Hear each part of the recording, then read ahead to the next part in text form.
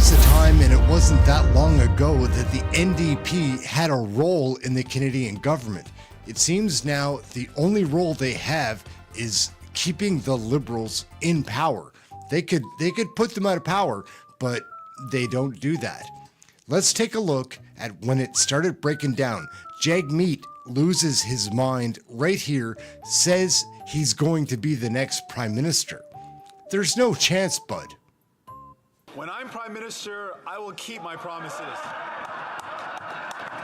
Now, another promise, let me try again.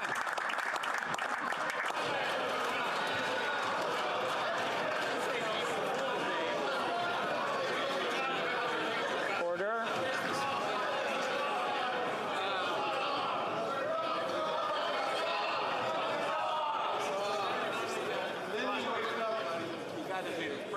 Order.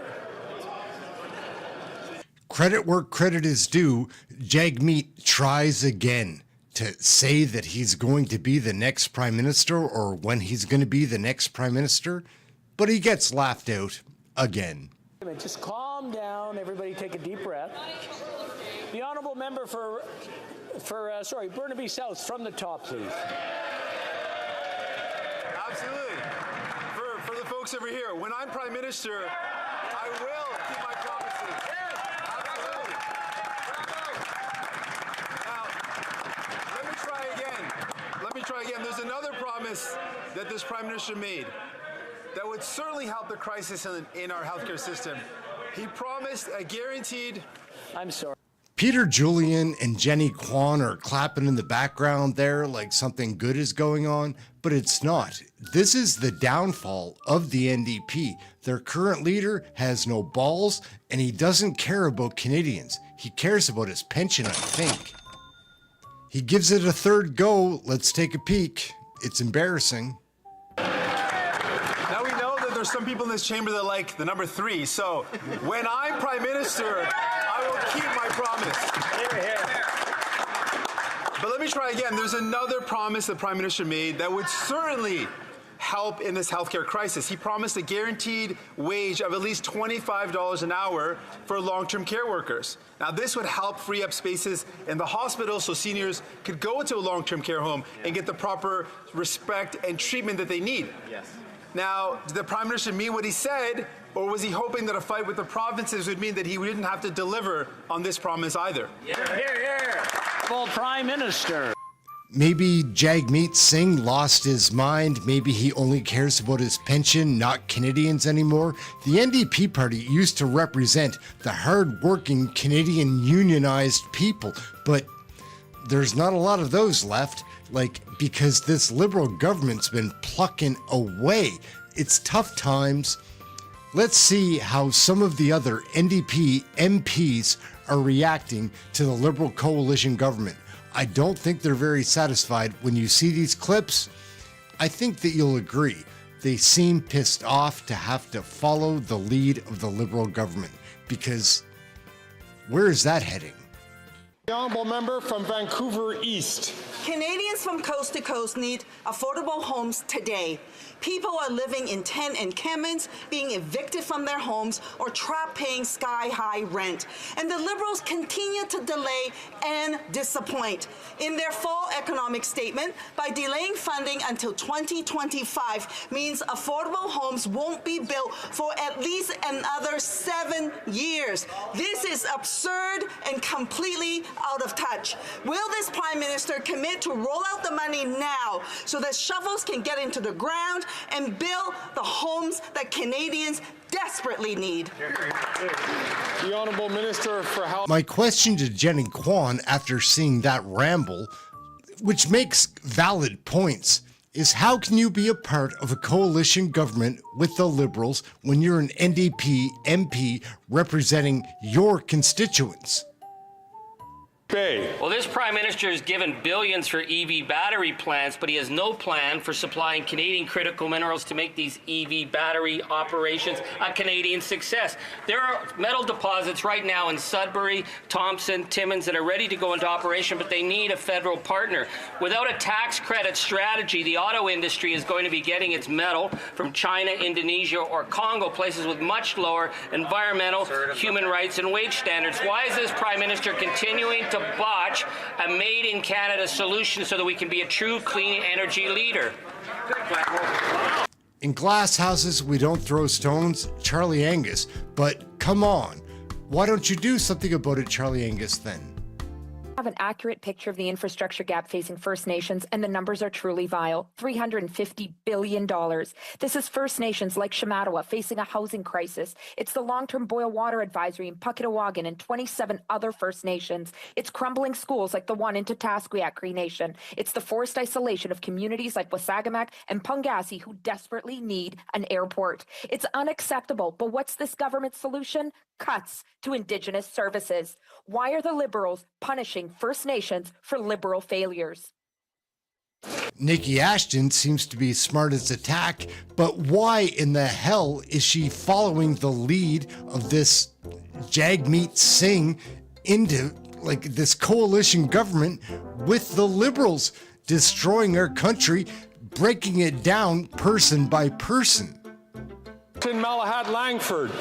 You know, I almost feel a little bit sorry for the minister. He made such a big deal out of his meeting with the grocery CEOs, and now Metro has admitted that it had zero impact on food prices. And Mr. Speaker, any Canadian who's been watching food prices soar could have told the Liberal government that. Instead of standing up to CEOs, the minister has danced around price gouging for 2 years. The Liberal plan isn't working. With the holidays coming, prices are only going to get worse. So will the government support the NDP's bill to lower food prices and end the gouging? The Honourable Minister. This type of coalition government was recently tried in Germany. Check out their economy, and it's still trying to recover, but maybe they're never going to get ahead again. Alistair McGregor knows this, and he has this ramble, but come on, bro. Like, help Canadians out. Remember your constituents. A 45-year-old woman in London, Ontario, who works full-time and makes above minimum wage is living out of her car because this government failed to offer her affordable housing options. While the out-of-touch Liberals failed to deliver homes people can actually afford in their community, the corporate-controlled Conservatives sold off 800,000 affordable homes to rich developers when they were in power. Canadians deserve better. When will this government start building homes people can actually afford so they don't have to live out of their cars? Here, here. The Honourable. Are Liberal MPs voting for Lindsay Matheson? Remember her constituents? Like, it seems really fake when you see it there, knowing that she's backing the Liberals. Her Parliament unanimously supported my motion recognizing missing and murdered Indigenous women and girls and Two-Spirit people as a Canada-wide emergency. But how many times is MMIWG mentioned in the Liberals' fall economic statement? Zero. And earlier this year, the government slashed $150 million from women's shelters. Major municipalities have called gender-based violence an epidemic. So can the government explain why they're ignoring MMIWG and are slashing money from women's shelters? So Leah here goes on a rant like she's righteous. But if you were righteous, you'd remember the people that did elect you. They don't want the Liberals. We want an election. Leah, come on. Member for North Island Powell River. Mr. Speaker, families are having to take turkey off their Christmas dinner menu because of sky-high food costs. And what are the Liberals doing? Letting their grocery CEO friends off the hook. While the corporate Conservatives, they just want to block a national school food program to feed our kids. Shame. Both have lost the holiday spirit. What does the minister have to say to Canadians who are cutting back this Christmas because he won't stand up to CEOs? Rachel Blaney is trying to put the blame on the Liberals, But you're part of the problem, Rachel. Remember your constituents. These Liberals didn't vote you in. Canadians, your constituents want them gone. The Liberal position is appalling, not responsible. For 2 months, this government has sat and watched while 18,000 innocent civilians have lost their lives and have refused to call for a ceasefire. We need a ceasefire. We need the hostages removed. Last week, it was reported that Liberal donors were withholding support because of the moral failure of the Liberals. Today, there is an important vote at the United Nations. The Liberals have failed to listen to the Palestinian people and to Canadian Palestinians. Will they at least listen to their fundraisers and vote for a ceasefire today? Ceasefire. The Right Honourable Prime Minister. Heather McPherson is wild. Like, she goes off there, but she's such a hypocrite. Like, how can you back the Liberal government, which you could take down and all of your voters want you to do that, but you get up there like you've got some righteous plan? Heather, you're full of shit. So what do you think? Have you seen enough Liberal, NDP MPs that are not listening to their voters? We won an election and they're not giving us one. They could make that happen. It's distracting. It's hard to understand. My name's Ehren. This is Question Period Canada. Hope you've enjoyed the video. We'll be back with more. Like and subscribe. Comment, please. Share it with somebody. Have something healthy to eat and try to stay warm. Good morning, everyone. This is a historic day for Canadians. Today, we lay the foundations of public pharmacare in Canada, and for the first time in history, we will see the delivery of 2 major classes of drugs, contraceptives and diabetes medications and products, delivered through our single-payer system. This is the culmination of a dream that began when Tommy Douglas invented healthcare in Saskatchewan in the 1940s.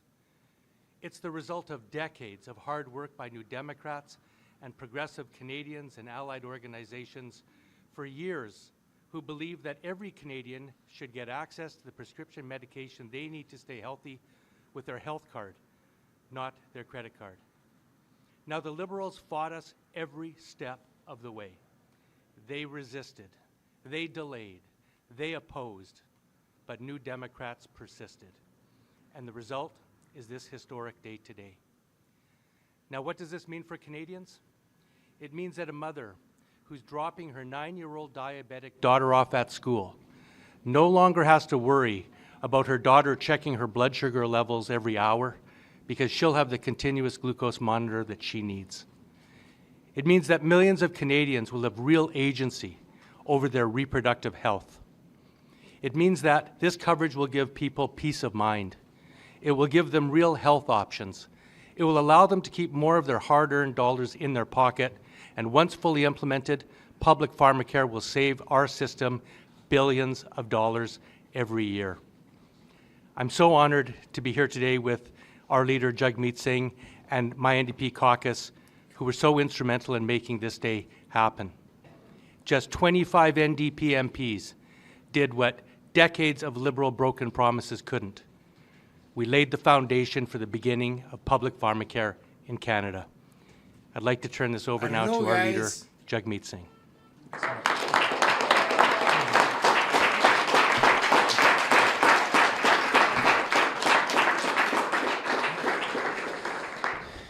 I want to tell you a little story. When I was just elected as leader, I had a meeting back when we were in the center block, and I met with a young boy and his parents. I think it was his dad. We sat down and he described to me that he had type 1 diabetes, that he had had it since as long as he could remember. And he had to take medication, injections, check his blood just to stay alive. And I could tell he was a pretty precocious young man, a young boy, because he had to deal with this life-threatening illness and he had to be very serious and mature. And when I asked him how that felt, he said, you know what, I'm not worried about it.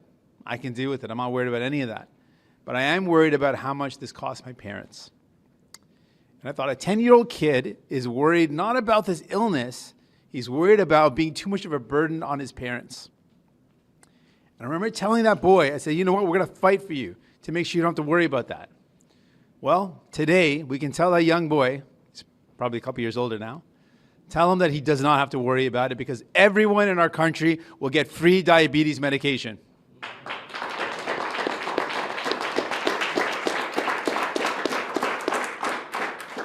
To women who have seen south of the border direct attacks on women's rights, on a woman's right to choose, we can say very clearly now that in our country, everyone will have access to free birth control because of New Democrats. This is historic.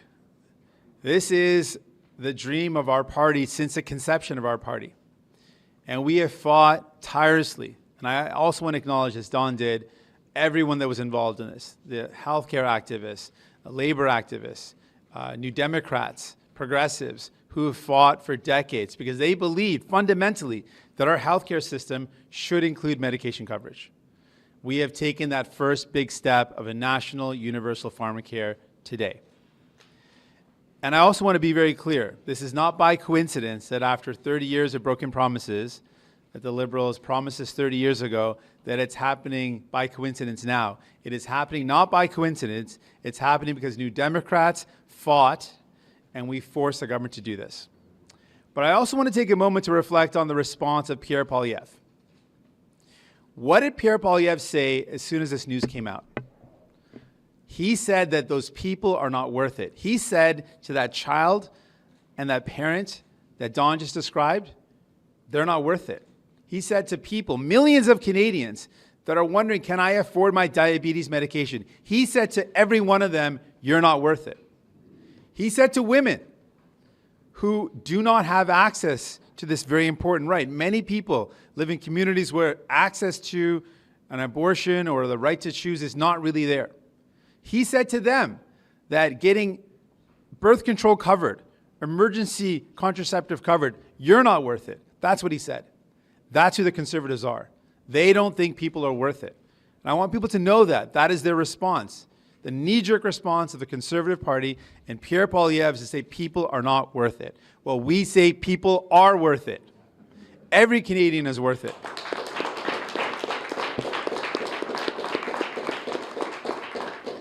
And so we're going to keep on fighting because we believe our healthcare system needs to be there for everyone when they need it. We know that by having access to medication, it's going to save people money. It's going to help our healthcare system so people don't get more sick. It's going to save money for provinces. It's going to save money for the federal government. It's a win for everyone. And so I'm really proud today that we can say that we have moved forward in this significant way. With just 25 MPs, we're able to historically move forward with national universal pharmacare covering birth control and diabetes medication and devices. And we're not stopping there. We're going to keep on fighting for you. Know that that's what you get with 25 of us. Imagine what you can get with more New Democrats. Imagine what you would get with a new Democratic government. I just want to put that to Canadians, that we're going to keep on fighting to make sure people get the help they need. I'll do that again in French, and then I'll take your questions. Donc, aujourd'hui, c'est une journée historique. Je peux dire avec grande fierté qu'on a obtenu avec 24. It's such an... Of Labour for the party, the new representing. With that, I'm going to pass the mic over to my dear. Imaginez-vous ce qu'on pourrait faire avec plus de néo-démocrates. Merci. With that, I'm going to pass the mic over to my dear friend, representing the CLC, but also our Vice President of Labour for the party, the New Democratic Party nationally, Siobhan Baipon.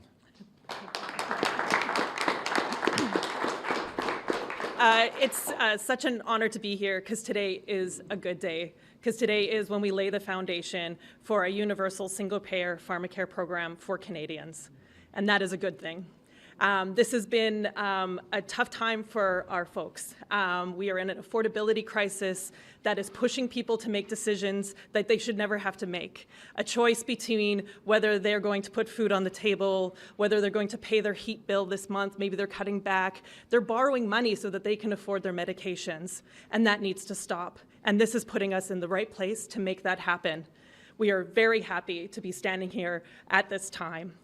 We know that it's taken thousands and thousands of our activists, of workers who have rallied, they have written letters to their MPs, they have met with their MPs to say Pharmacare needs to happen. We've been pushing for this for a very long time, and here we are. Because we hear from too many workers about what it means when they don't have access to their medications. And that can change. This isn't how the reality has to be. I had a roommate who, when I was younger, who made decisions around her diabetes of what medications she could afford, not based on what the medical professionals were telling her she should do. And that hasn't changed. It also isn't a unique story to someone young, and things are just getting worse. So now, those choices won't have to be made for Canadians. I also want to mark that this is a good day for gender justice, because now folks will be able to have access to contraception under their own terms. You're not relying on a family member, maybe your partner, so you're going to get confidentiality when you need to access that, and you're going to take away all of those cost barriers, and that is a really good thing. So we will be continuing to help push this further so that it grows, because this is a good thing for Canadians. I also want to mark that this will get through, and it is going to be, the provinces to step up and implement this. And as an Albertan, I have to say I am joining the many voices of unions, of activists and advocates, as well as the Chamber of Commerce of Calgary and Edmonton, to ask Danielle Smith to change her decision on this. This is good for Albertans. This is good for Canadians. And I want to say we recognize why we are here. We are here because of the work that advocates and unions have been doing for decades, but because the NDP listened. And because they're using a minority parliament to make things happen, to make things more affordable for Canadians. So I'm very proud to stand here on this great day, and let's make this happen. Thank you.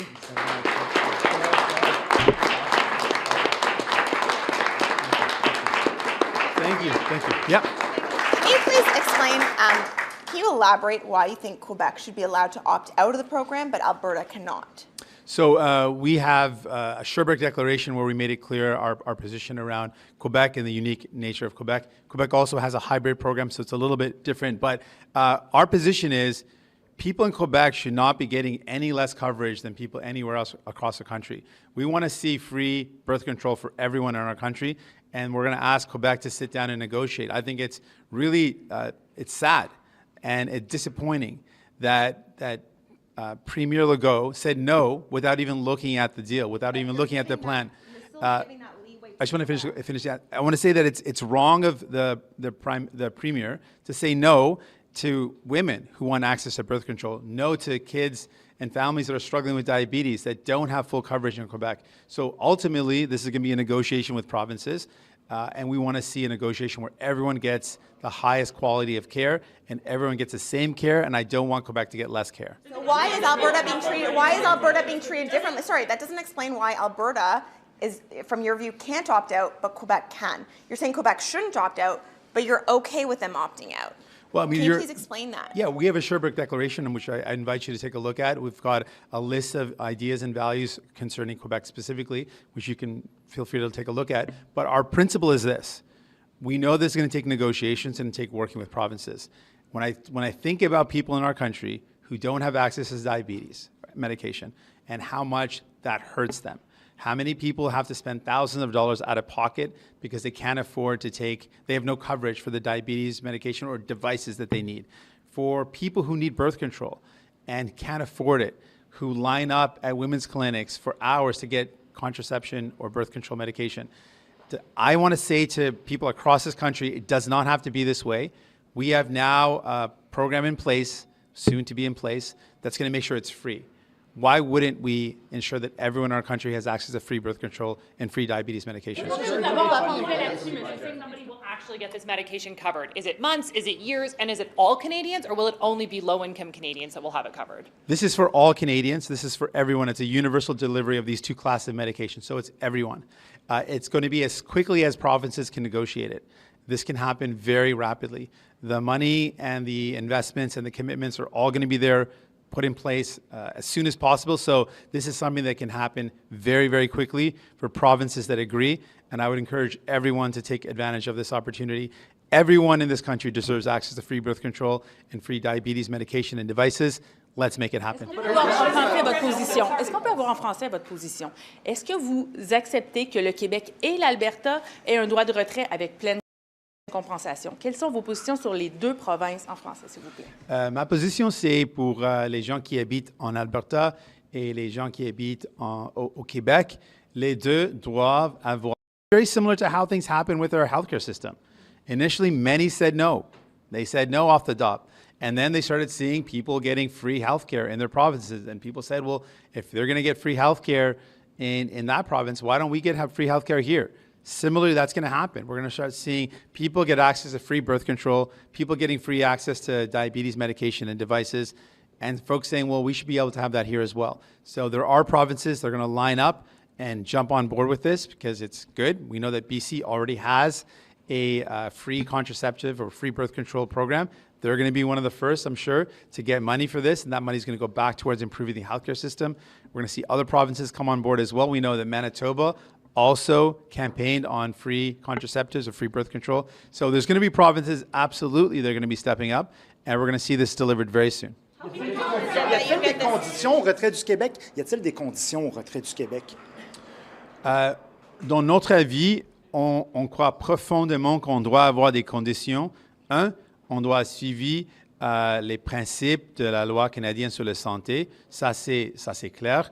Moi, je suis clairement contre la privatisation de notre soin de santé. Donc, je ne veux pas voir aucun sou d'argent public qui va dans les poches des riches PDG. Je suis contre ça et je pense que ça, c'est une condition essentielle avec chaque sou d'argent fédéral dans le domaine, dans le secteur de santé.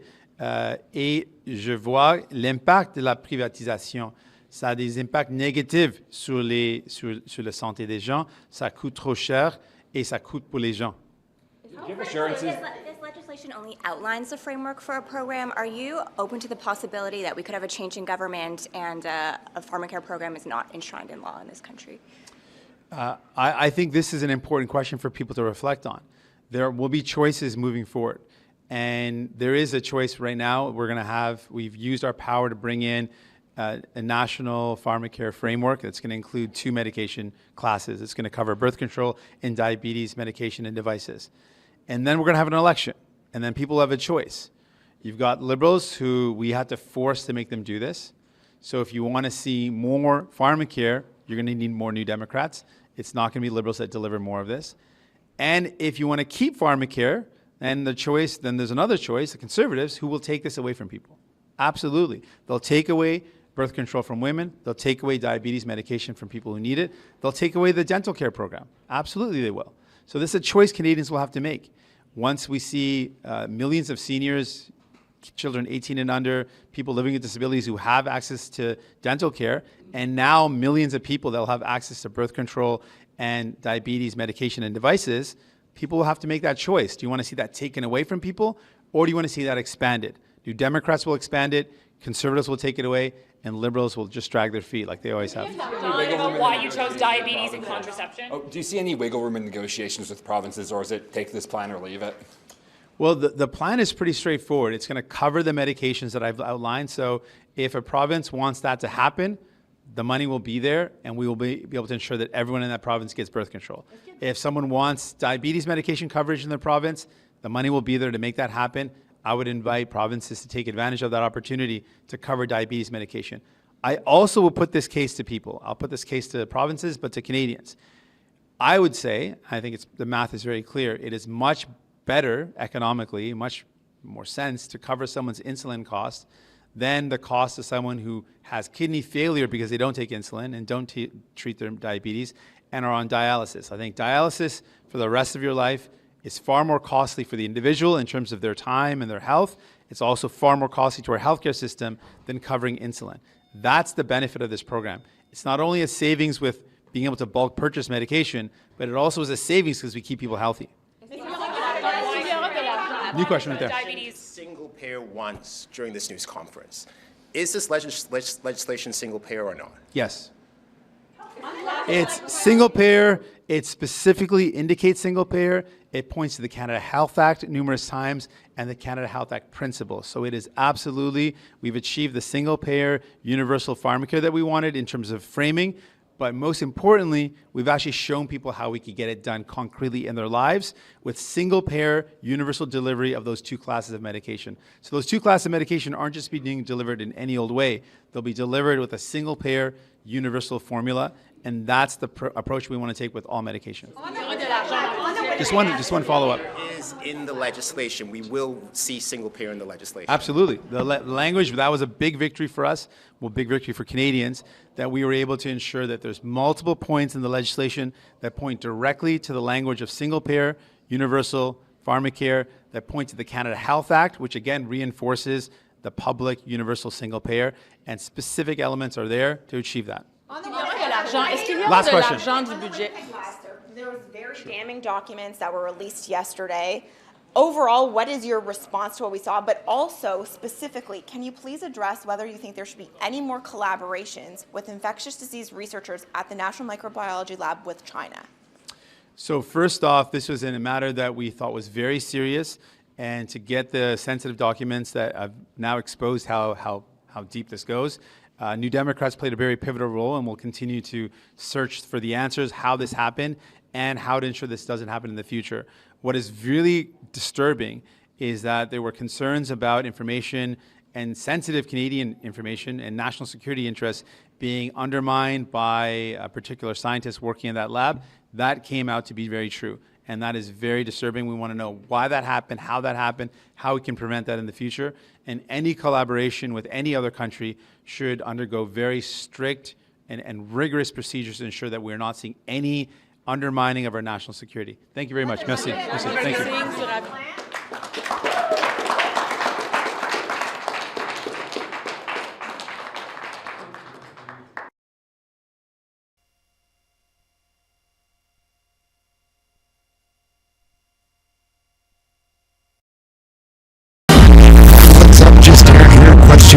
Canada, how you doing? It's mild here in Nova Scotia, so that's great.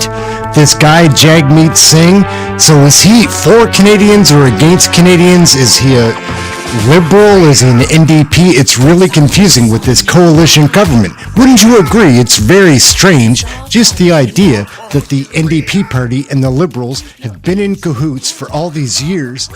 What's really interesting is that Jagmeet doesn't sound like he's very satisfied with the Liberals. He gives a very in-depth speech here, and he trashes the Liberals and the Conservatives and is aware that times are so tough for regular Canadians and our households.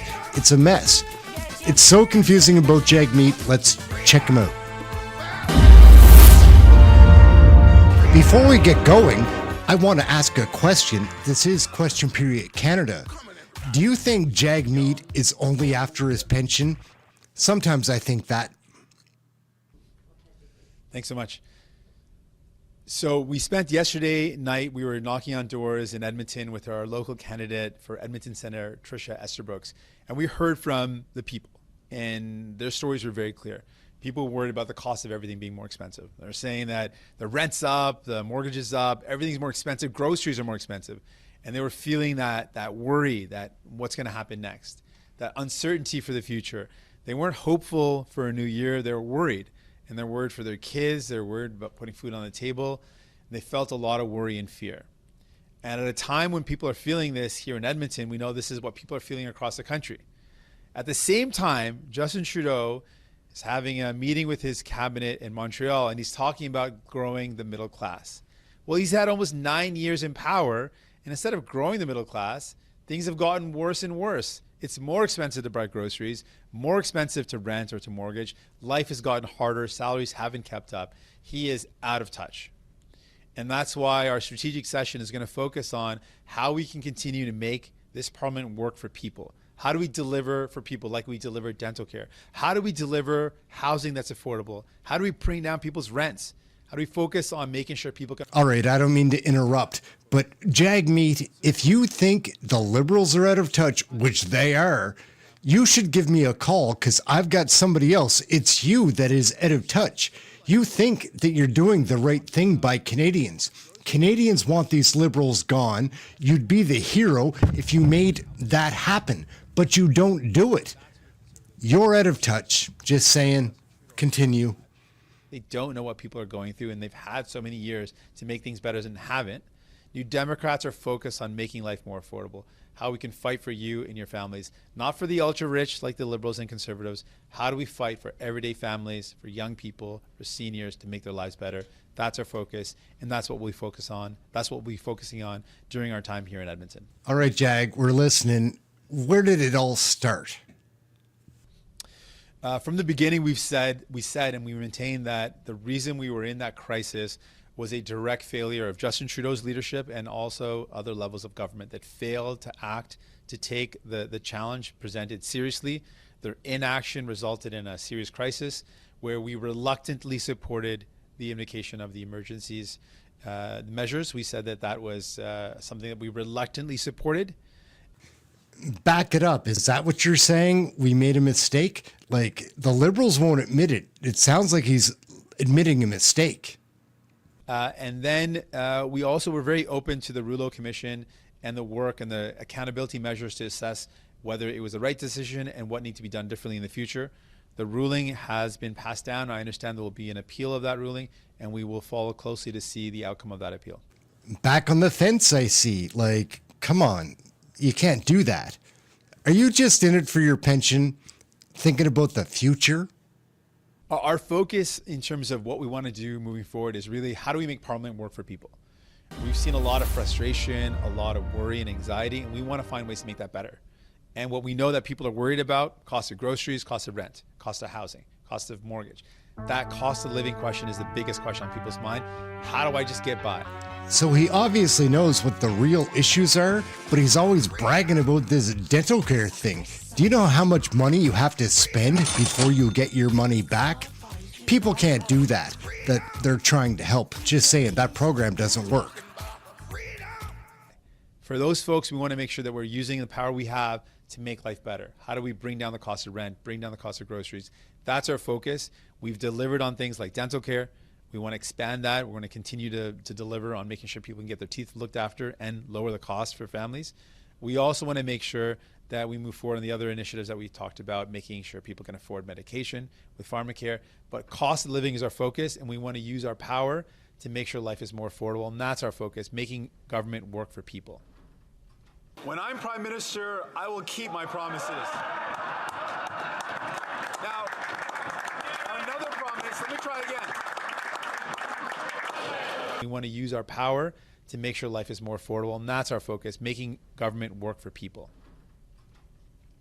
Well, we think there's a lot of opportunity across the country. Here in Edmonton, we have an incredible candidate for Edmonton Senator Tricia Esserbrooks, past chair of the school board, someone that is very popular at the doorstep, someone that people see as someone who's fought for them, who stood up for their families and for their kids. And that's what you get with New Democrats. So we want to make sure people know that when we talk about making life better for people, we've delivered. We can get it done. And so when we talk about how we can make things better for people in the future, we want people to know we've got a track record now. We've delivered on dental care.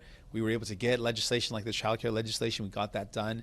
And now we can deliver on more. And so we want. Did they really deliver on dental care, though? Because if you know anything about that program, it's going to be really tough for people to afford before they get their money back. It's not free dental. It's not like that.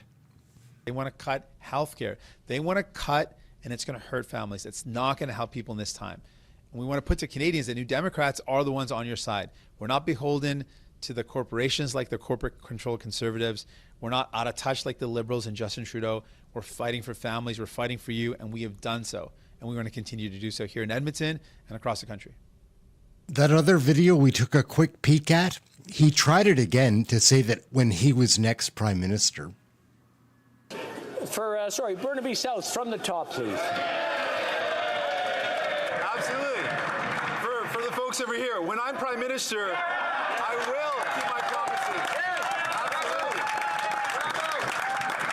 Now, let me try again. There's another promise that this Prime Minister made. that would certainly help the crisis in our healthcare system. He promised a guaranteed... It's just really funny, like, to see it the second time. He tries the third. We'll show that later. Well, I've had the honor of having a number of conversations with Rachel Notley. Recently we chatted since getting here to Edmonton.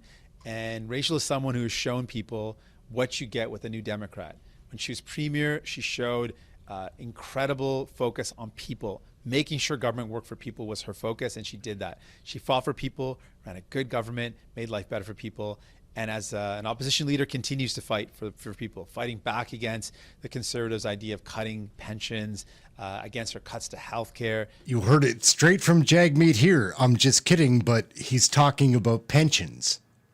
Us also, at the federal level, as champions for people, we are here for you. We're not controlled by the corporations like the Conservatives. We're not out of touch like the Liberals. We are focused on you and your family and getting you and your family the help that you need. We've done that. We're going to continue to do that. Just going to watch along for the rest of the video. What's happened over the past 9 years. And we know that the Liberals promised a lot. They said they were going to make things better. And there was a lot of hope and optimism when Justin Trudeau was first elected.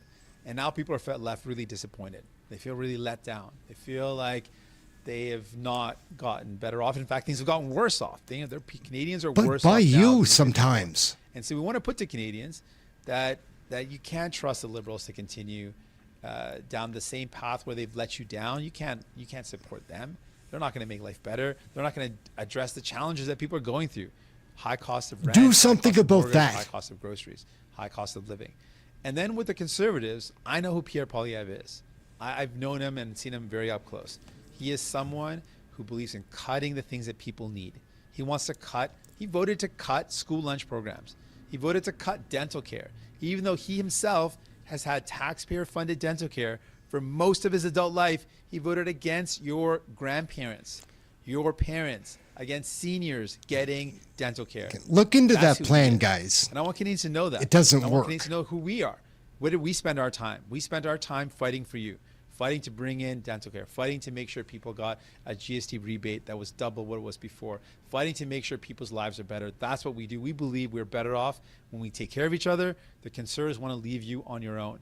And that is not how we deal with challenges. In Canada, when our neighbors are hurting, we look out for one another. The Conservatives it's not enough, JAGMEET. It sounds like talk. Your pensions, your health care, and the Liberals and Justin Trudeau are out of touch. We want to show Canadians that there is an option. There is an alternative. We'll be there for you like we have in the past. We'll continue to fight for you. You can trust us. I don't know. It doesn't seem like there really is a third option. The Liberals and the Conservatives. We really take an approach of humanity. We see the suffering going on. I'm watching right here. Israel and Palestine. We see people in pain. We see people dying. And we want to do everything we can to stop that from happening. Get rid of the Liberals. First out to call for the hostages to be released and a ceasefire. We want to see peace, and we want to see an end to the violence, and that's what's motivating us. That's been our focus. We've been really focused on that human side, the human cost, and the human toll of violence. And for the other parties, they've not had that same focus. Were reluctant to support the idea of supporting a ceasefire. The Conservatives remain unclear on where they stand, and the Liberals. It's pretty clear. I think that's a positive thing when Canada supported the vote. But really, we just want to see peace. We want to see a path towards a long-standing security and safety for okay, I'm getting out. People of Palestine, and we want to do our part as a nation. We want to encourage Canada to do its part as a nation to give people that hope for a better future. I remember when there used to be 3 legitimate choices for like federal elections. What is happening to that? JAGMEET. We want to put to Canadians that they have a real choice here. They don't have to stick between the red and blue. They've seen 9 years of Justin Trudeau. And I ask you, like you've seen 9 years of Justin Trudeau. He promised to grow the middle class. That's what he's talking about again now, 9 years later. Has he done that? Or have things actually gotten worse? Like, is it more expensive to rent, more expensive to buy a home, more expensive to buy your groceries? Is life better or worse after 9 years of Liberals? I would say worse, very clearly. And people tell me things are worse. But I also want to remind folks, when Conservatives were in power, remember when Harper was in power? He cut the things that you needed. He cut healthcare. He cut, and it hurt. Is JAGMEET doing a little fear-mongering here? JAGMEET, are you fear-mongering? 30 hours at the end of session voting against everything, cutting dental care, wanting to cut supports for seniors, wanting to cut a school lunch program. That's who he is. I know him.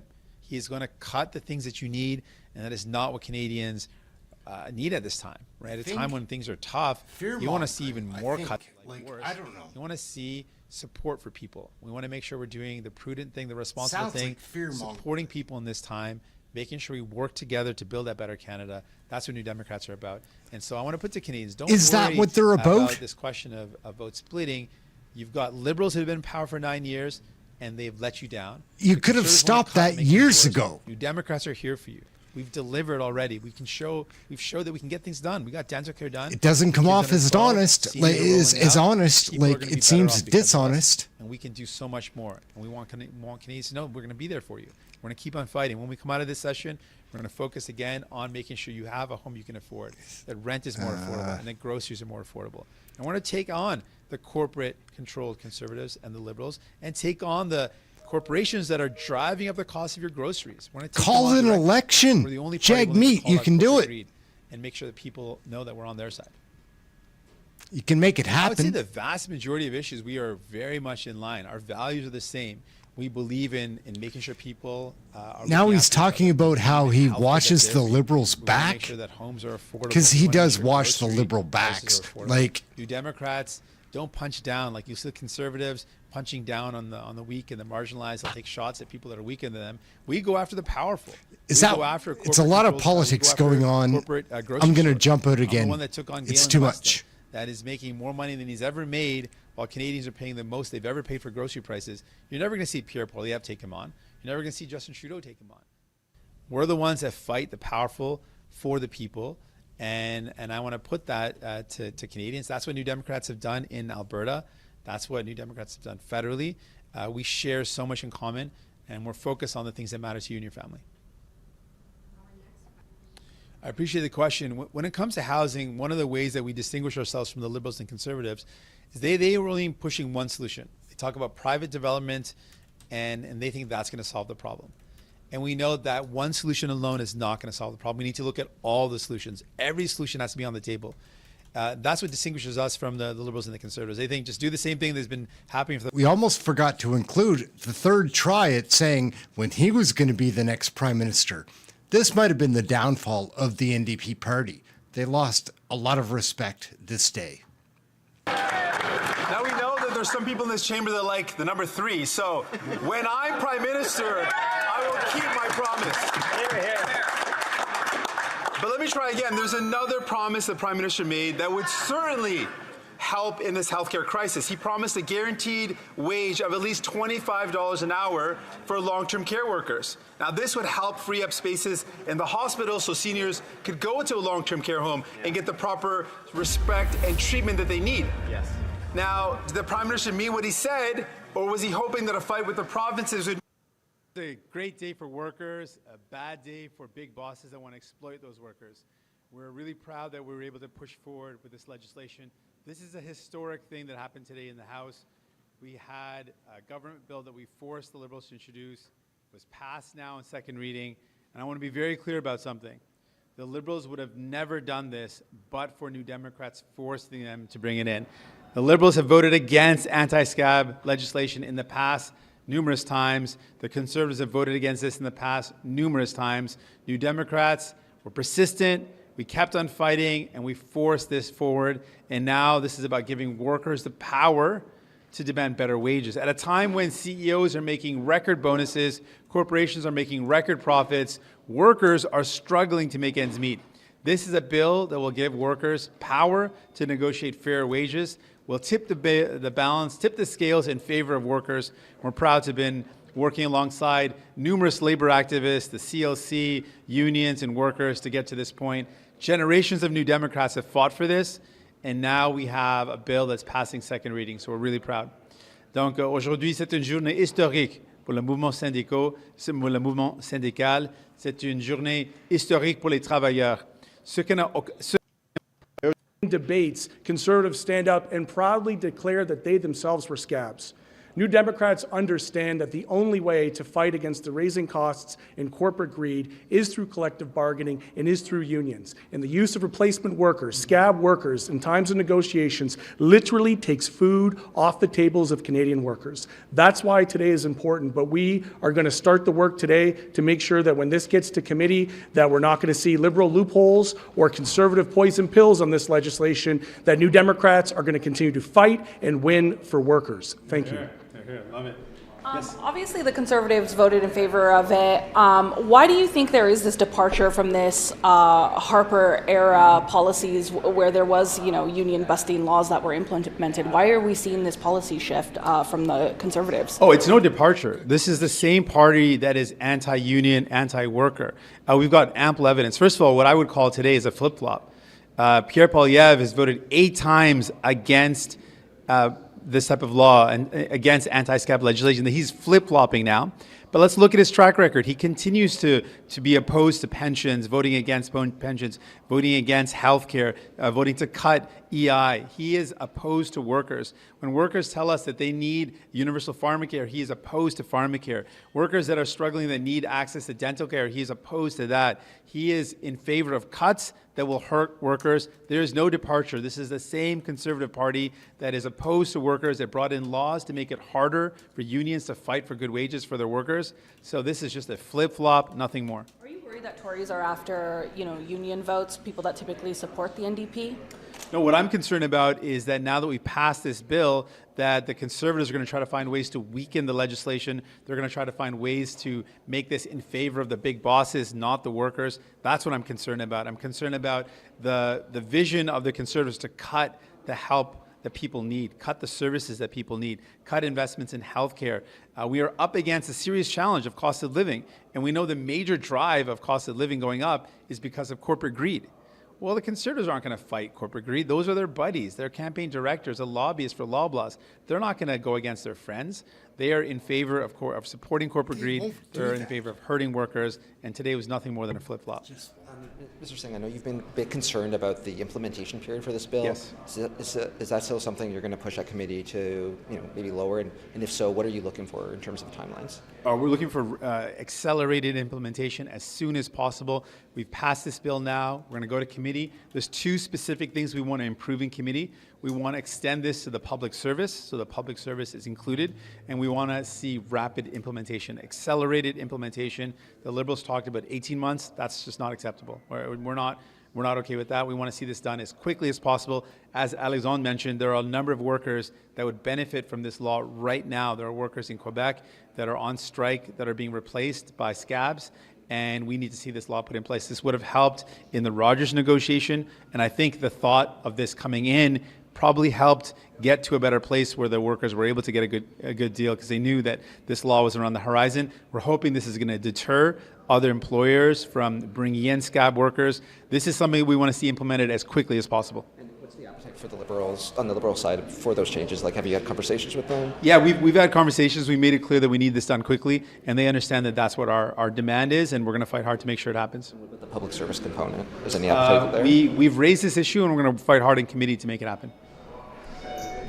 Oh, what poison pills are you concerned that, can you give specifics of what poison pills you believe that the Tories will specifically insert in this bill during committee? Yeah, there's a lot of ways to water this down that Conservatives and Liberals have floated. The idea that making certain work essential or making certain parts or components of a workplace where they need to bring in replacement workers in order for the worksite to continue.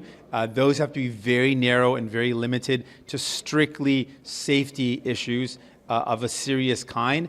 And what we found is that Liberals and Conservatives want to find ways to open up broader loopholes that allow for replacement workers to get in where they should not be, and it undermines the whole purpose of this bill. So we're going to be very vigilant about that. We know that Conservatives are opposed to this. They've been opposed to this. The Liberals, frankly, have been opposed to this.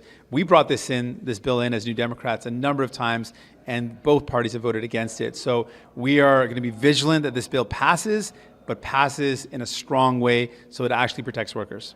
We've heard union leaders criticize Pierre Poilievre over him borrowing language from the working class. Do you have those similar concerns? Well, I just look at Pierre Poilievre's track record. I know who he is.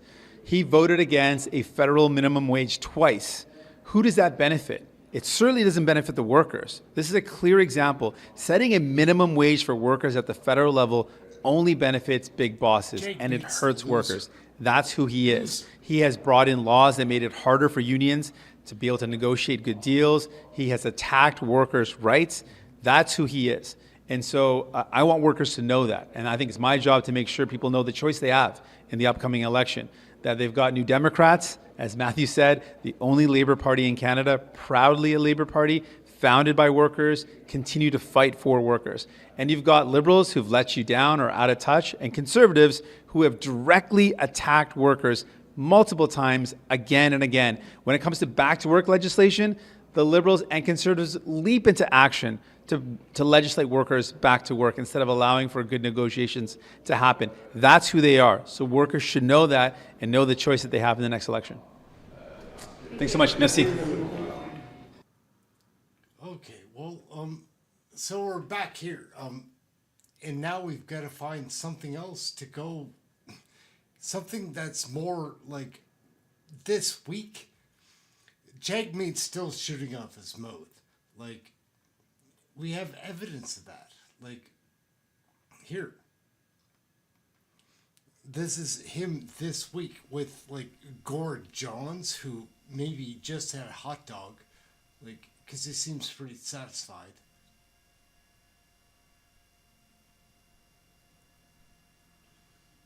All right. Peter's not working with me.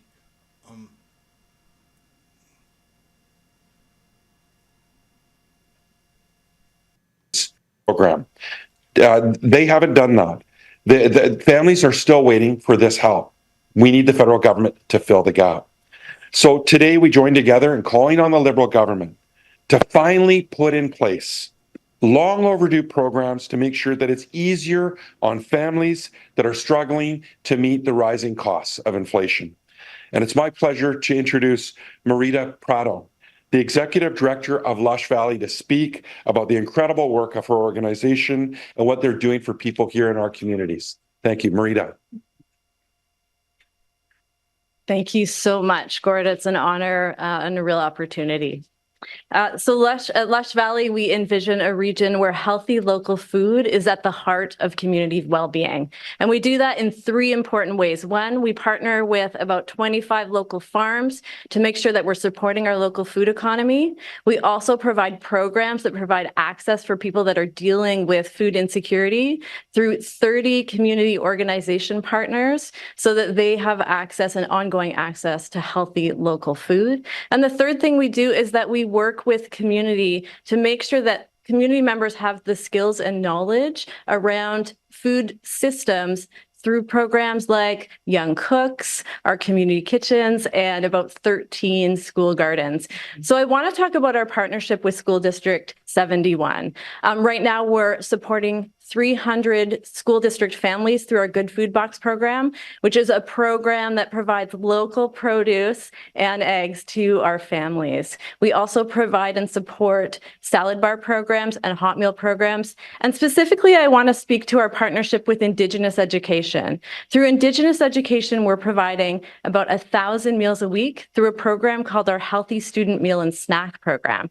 That program is unique in that we bring local food into our warehouse. We have volunteers that pack that food. It gets distributed out to about 20 school programs where Indigenous support workers work with students to provide those meals. We know that we're having an impact because we are providing over 25,000 meals a year. And we hear all kinds of stories about students that maybe weren't going to eat their vegetables, but because it's here at school and it's normalized, they're loving it. Little kids that are asking for recipes so they can go home and they can cook with their families at home. And even some students we hear about that wouldn't otherwise go to school, but they know it's a meal program day, so they're going. That said, there's so much need. There continues to be so much need. And that's why we're standing with our organization, the Comox Valley Food Policy Council, that's really pushing wraparound policy to move in the right direction, to ask for the federal government to match the provinces and territories that have supported meal programs and ask them to put in significant funds so that we can provide programming, school food programming in a universal way so that every student has access to a meal across the country. So that's what we're urging our federal government to do to really match those funds. Thank you. Well, that's some good news from Marita. First of all, I want to thank you for being here, Marita, and thank you for the great work you do in the community. I want to thank Gord and Rachel as our local MPs. They are always fighting for people. And I want to point out what Marita touched on, the need. No one in our country should be going hungry. No kid in our country should be going hungry. But the reality is, with the high cost of food, the high cost of groceries, people are going hungry. We're seeing record usage of food banks across the country, here on the island, but everywhere in the province and in the country. Record use of food banks at a time when the CEOs of corporate grocery stores are making record profits. They're making more money than they've ever made. So we've got a choice right now. In this serious crisis, we've got to give people some relief. We've got to take off the pressure on the shoulders of parents and those kids who aren't getting nutritious meals because they just can't afford it. At a time like this, I want to point out that the Liberals have promised to bring this in for years and haven't done so. They've been dragging their feet, stringing people along, and that's wrong. And then recently we had a vote on a national school lunch program, and Pierre Poilievre and the Conservatives voted against it. How could they look a kid in the eye who hasn't been getting nutritious meal and say they're going to vote against a school lunch program? How could they look parents in the eyes? Parents who are doing everything they can and are still struggling to put food on the table. How can Pierre Poilievre and Conservatives look them in the eyes and say, we are against your kids getting a school lunch program? Well, we're fighting back. And we're making it very clear. In this upcoming budget, one of our specific demands is that the federal government finally commit to a national school lunch program. We want to make this happen across the country. As Marita said, we want to make this everywhere in every city and every community, that every kid can go to school and know that they'll have a healthy lunch. Imagine what that's going to mean for that kid, for that young person, going to school knowing they're going to have one nutritious meal, absolutely guaranteed. Imagine what that's going to mean for a parent who knows that no matter how tough things are and how hard it is to buy groceries, my child is going to have a nutritious meal at school. That's one less thing I have to worry about. That's one less thing I can take off my plate. I don't have to worry about that. That's what we're talking about. Real relief, giving people a break, making sure they can actually focus on the things they need to focus, and kids can focus on their education and participating in school, not wondering about where they're going to get their next meal. That's what we're talking about. So we're making it very clear in this upcoming budget, we are demanding that the Liberal government bring in funding for a national school lunch program so every kid can get access to a nutritious meal at school. I'm going to do that again in French, and then I look forward to your questions. Donc, c'est clair dans ce moment où les gens ont des difficultés à rejoindre les deux bouts, qu'on a une crise d'abordabilité et nationale pour les hommes. Les familles ont clair que notre manche qui va répondre du tout à travers les régions qui font un travail. Okay, we're going to start with questions on site. We'll do one question, one follow-up. Maybe we'll start with Jet FM over here, if you have one. I think that's oh, sorry. No, you go ahead. Thanks for coming out and just making this announcement today. I think one of the questions I think of, it's a big program, how much money would it estimate to cost to bring this sort of stuff to communities, and where would that come from? So in terms of how we can pay for these type of programs, I think it's a very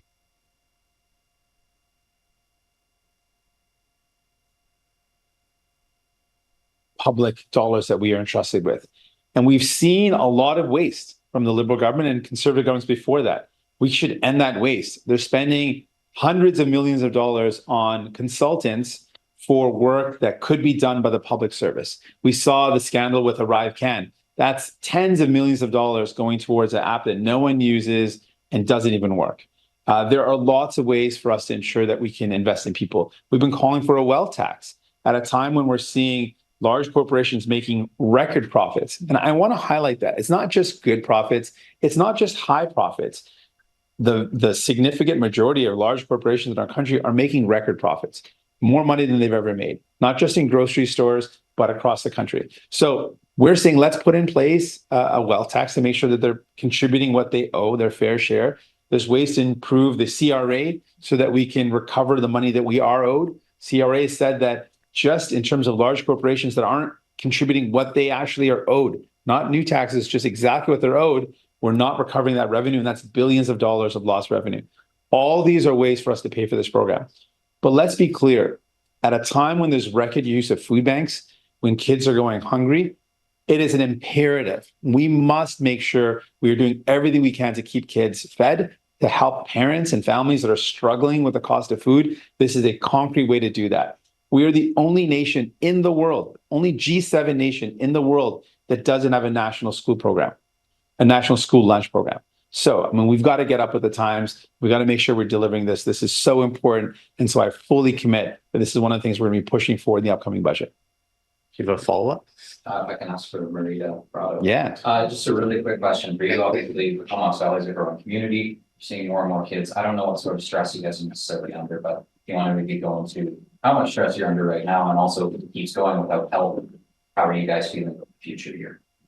Well, we are seeing as a nonprofit that, we're struggling more and more to just fund our operations. And we really do more and more, because it's such a tight economy, depend on, grant funding and opportunities for fee for service. As much as possible, like these school food programs, we're contributing our own fundraising dollars. But when we see that everybody's struggling, it is harder to fundraise. So we are becoming more and more reliant on these service agreements and opportunities for government funding. Thanks so much. Okay, we'll go to maybe Jet FM now. Sorry about that. Or sorry, now the Eagle. Thank you. Just to clarify, so you'd be ready to pull the plug on the supply and confidence agreement if this national school lunch program wasn't included in the budget? So the way we've done it is we haven't negotiated in that way. We've been able to secure Pharmacare, we secured dental care, we secured grocery rebate, putting money in people's pockets. The first thing we're doing today was we're making it clear this is what we're asking for in the budget. So we're going to put pressure on the government and make it clear that this is something that we want to see there. And then we'll ramp up that pressure. So right now we're making it clear what we're asking for. We're making it clear that this is our demand. And now the ball's in the Liberal court. We're going to see what they say next. But this is our ask that we're putting forward right now for the budget. We're putting pressure on the government to deliver. And I challenge the Liberal government. I challenge Justin Trudeau. At a time when people are hurting and they can't afford food, this is a concrete measure. Like I said, we're the only country in all of the G7 nations that doesn't have a national school lunch program. So let's develop this program. Let's put the money behind it. We've got partners that are already doing great work, like Marita here in Lush Valley. Let's make sure that all communities everywhere in our country, kids can get that meal. Parents don't have to worry about that. You have a follow-up? Yeah, this would be for Marita. Is there like a wait list or something that you could speak to in terms of just the need? So yes, we do have actually a wait list for our Good Food Box program. As mentioned, we are providing free subsidized boxes to the families, and that funding comes from School District 71 to reach 300 families. But we have a wait list for the program that we can't currently reach because of funding limitations. A number of our programs do have wait lists or partners that have typically gotten the service for free, but now are needing to pay because of limitations. So definitely we have much more need than we can meet from because of financial barriers. I'm just going to add something, if I could. One thing that's really important to remember, we're calling for today, the provincial government stepped forward. They brought forward a school lunch program that covers 20% of children. 80% of children aren't covered. What we're calling for today is the federal government to be a true partner, to fulfilling the dream, to make sure that no child goes to school and goes to school hungry and leaves school hungry. That's the goal today, to make sure the federal government fills the gap. Good. Okay, let's do another ask around here. A National Observer, do you want that one? So I do have two questions. The first being the pressure on food banks and food programs and the need for school lunch programs is largely is higher than ever. And a lot of experts argue it's because that in fact poverty relief is a real efforts at negating poverty are not in place. But does the NDP have some sort of trajectory or plan in order to deal with the illness rather than the symptom? We believe that there's a lot of challenges going on, and we need to look at all the solutions. So we don't suggest this is the only solution, but this is an important part of it. We know that one of the reasons why food prices are so high is that corporate greed, that a lot of economists are pointing to, that inflation was used as an excuse for a lot of companies to just jack up their prices and rip off people. That's a big problem. And so we're pushing for solutions around that. I put forward a bill that would crack down on abuse of consumers, that would crack down on things like price gouging and price fixing that is done by large corporations, and really protecting families. So that's one part of the solution. We need to protect people from abuses of those who have way too much power. And we think about the corporate grocery stores in our country. There's 3 CEOs that run the vast majority of grocery stores you go to. So they have a very dominant market share, and they're abusing that dominant market share, and people are hurting because of it. So we're pushing back with legislation that I've introduced recently, that was the first stage it was passed, to crack down on that. We also know that we need to tackle areas where people are spending a lot of money out of pocket. And that's why we fought for things like dental care, which is going to save families money, and Pharmacare, which is going to save families money. So we're looking at this as an affordability crisis, and we have to look at every solution we can to bring down the costs that families are incurring. And a lot of that is by putting in place ways that take the burden off families. So for people that are paying out of pocket for diabetes medication, by bringing in free diabetes and medical device coverage, that's going to save families, in some cases, thousands of dollars a year. Each of these measures are ways to save people money and ways for us to invest in taking care of each other. But yeah, there's a lot of challenges why we're in this position, and we're looking at multiple solutions. Do you have a yeah? I just wanted to speak to the issue of poverty and stigma-free. So the reason that universal school meal programs are so important for poverty reduction is that when every child has access to a program on a sliding scale, it normalizes a meal program. And that's where we actually see decreases in poverty. When things become normalized and they're sort of treated as normal, that's where we see those decreases that are stigma-free. So this is why it's so important that we're not just targeting the 20%, but we're looking for a universal school meal program. Do you have a follow-up? I do.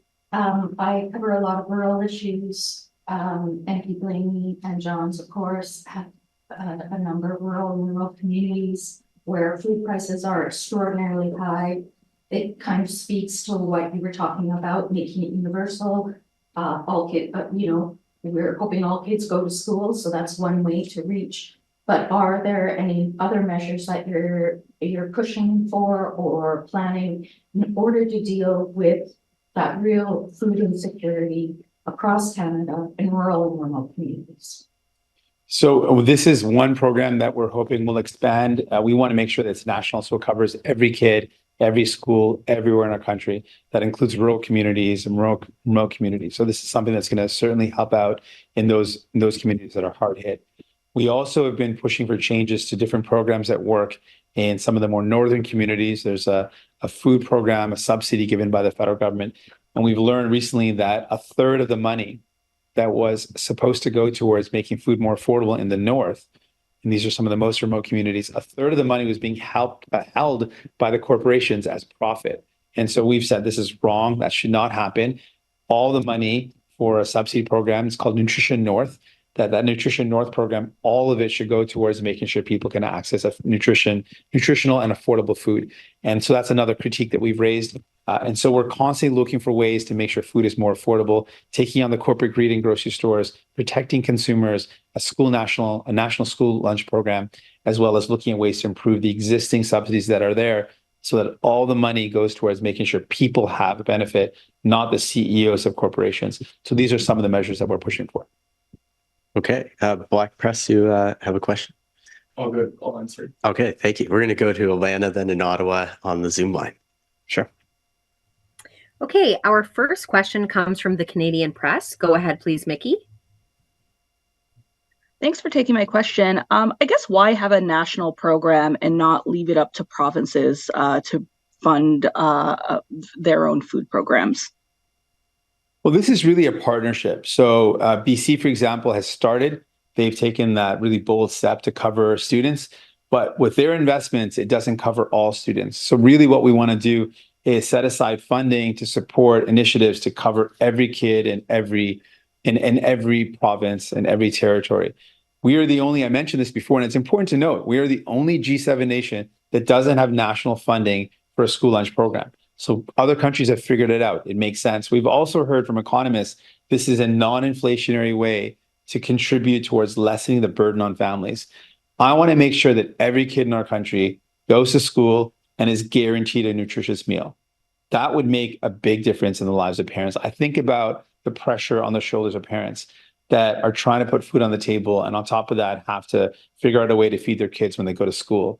If a parent would have that relief to know that every kid that goes to that school is going to get a good nutritious meal, it's going to take a lot of burden off their shoulders. It's something that we absolutely can do, and it's something that other countries have done, and we are going to force the government to do this in this next budget for Canadians. Thank you. Did you have a follow-up? Yeah, I did. Sorry, I just, I don't know how to unmute. I guess, how confident are you that this is going to be in the next federal budget? I just recall last year you were calling for the GST rebate weeks before the federal budget came out, and it ended up being in the federal budget. So obviously you've had talks with the Liberal government on this. How confident that you will see something like this in the budget that's coming up? Well, on this particular file, we don't know where the Liberals are going to go because they actually promised it back in 2019. So 5 years later, but we're in 2024 now, we still don't have it. So I don't think they're going to do it unless we push them. On the GST rebate, now known as a grocery rebate, when we first proposed this idea, the Liberals came out and said no. The Conservatives came out and said no right away. So they were opposed to it. And we didn't know if they were going to support it. We kept on pushing, though. We did not back down. We did not give up. So in this case, I don't know where the Liberals are going to go. They have signaled in the past interest, but they did that with Pharmacare for 30 years and they never did it until we forced them to do it. So again, this is something I believe in. I want to point out, though, this is something that Canadians believe in. Canadians are asked this question, and I believe it was 3 out of 4 Canadians. So 75% of Canadians agreed that we should have a national school lunch program. And that makes it even all the more offensive that Pierre Poilievre and the Conservatives voted against a bill or a vote on this idea of having a school lunch program. They voted against it. Just last year, at the end of the year in December 2023, they voted against it. That shows you who they are and who they're standing for. They're not standing up for families. They don't want a school lunch program, but we are fighting for you. We're fighting to make sure that kids have access to a nutritious meal at school. We believe this is important. So we've made this really clear to the Liberals now. We're making that announcement today that we are demanding this in the budget, and we're going to keep the pressure up. I hope great folks like Marita and her organization and other advocates that have been pushing for this will make their voices even louder. That's why we wanted Marita here today, because we wanted folks to hear the needs are there and that communities and organizations want to do this work, but don't have the funding to cover every student. And that's why we're pushing for this. Okay, our next question comes from Valérie Gamache avec Radio-Canada.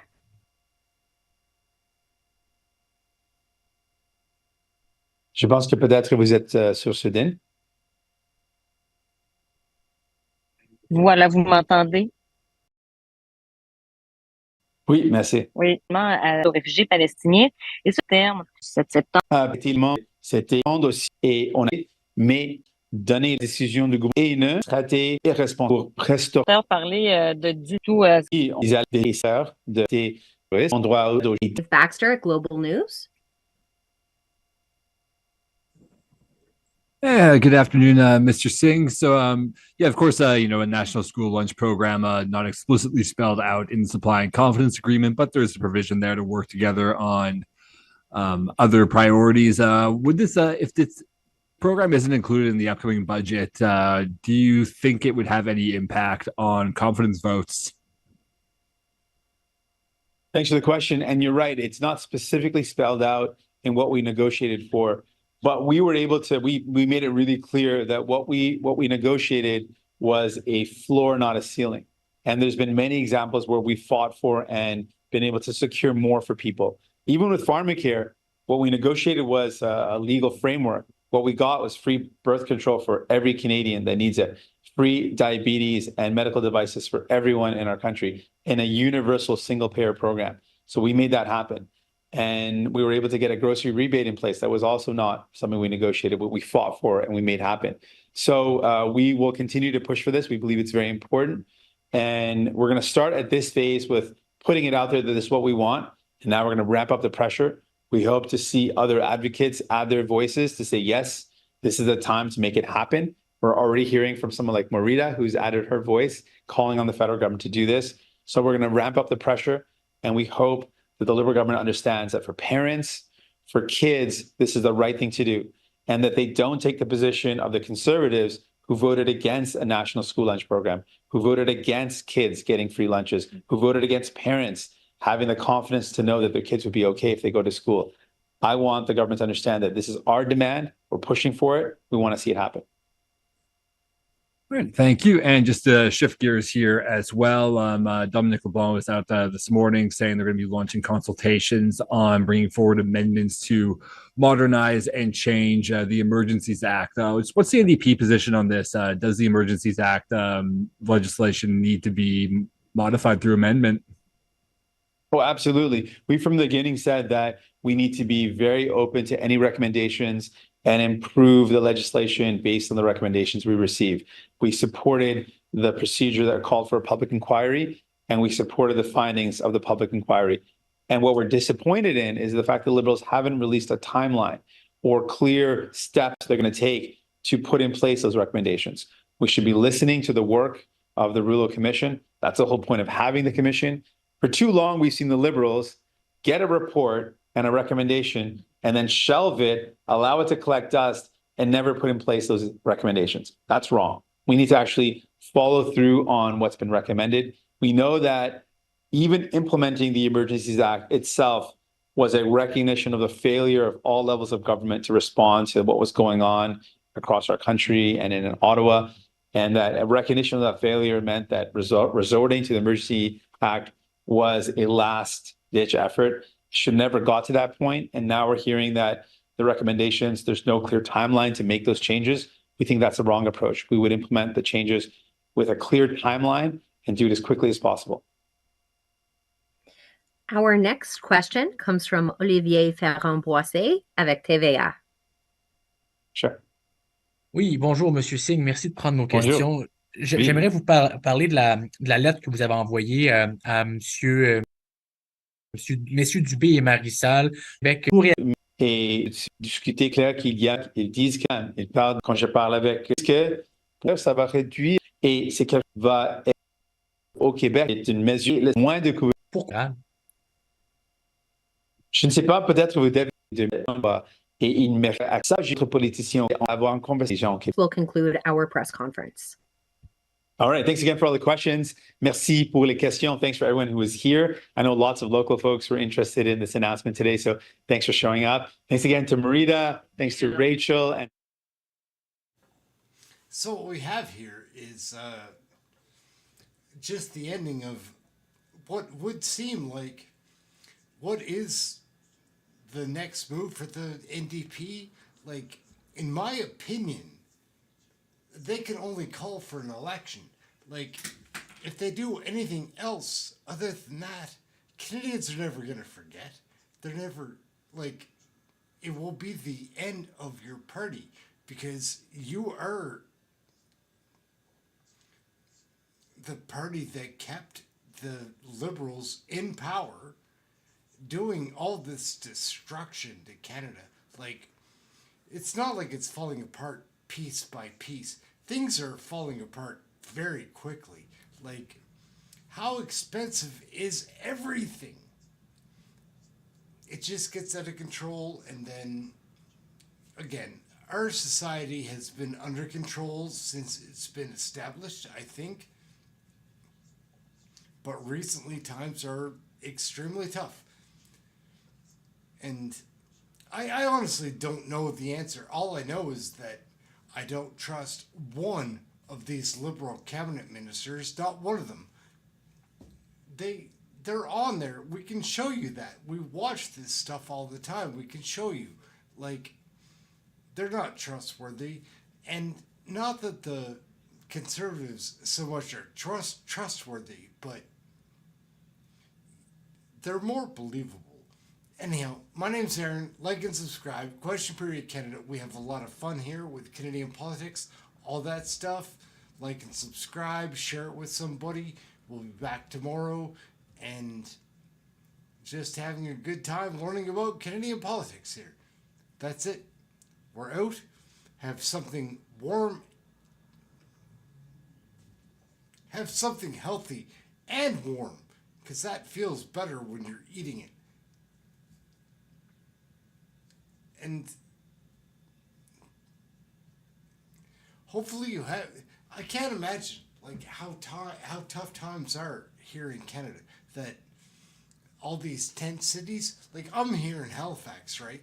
I see a tent city pop up every second week. Like, it's ridiculous. Like, in Canada, guys, what's up? Ehren, Question Period Canada. Like, subscribe, have something healthy to eat, try to stay warm. We'll talk.